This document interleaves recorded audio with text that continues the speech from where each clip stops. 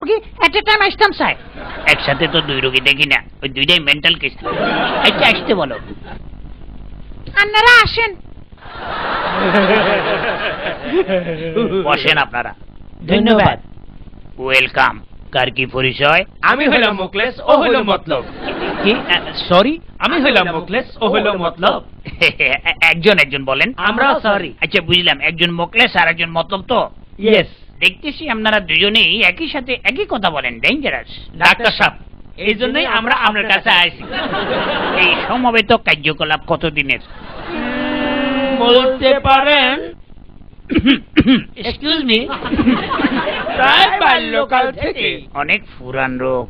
জি জি। যমজ মানুষ, যমজ মাতা, যমজ পশু দেখছি, কিন্তু এই যমজ কণ্ঠ প্রথম দেখলাম। কি চিকিৎসা দেব? ওইটাই আপনাকে বাইর করতে হইব। শুধু তাই না, অন্যকে চিন্তা করে সেটাও আমরা বলে দিতে পারি। কি বুঝলেন?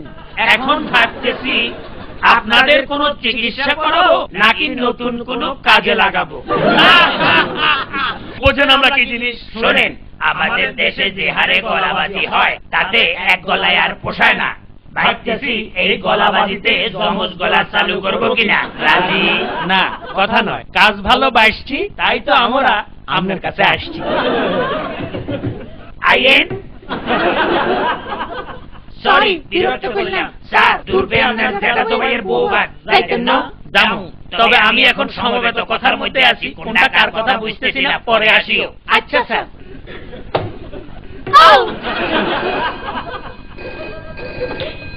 Excuse me. Hello, hello. Amlia. Hasan. যেই যাম তাতে ফোনে ছটার আগে তো আইতাম হাইতাম না।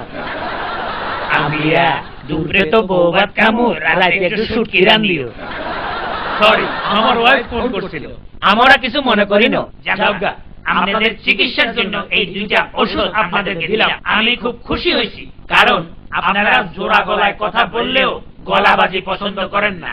Thank you. ওষুধটা কাজ করব তো?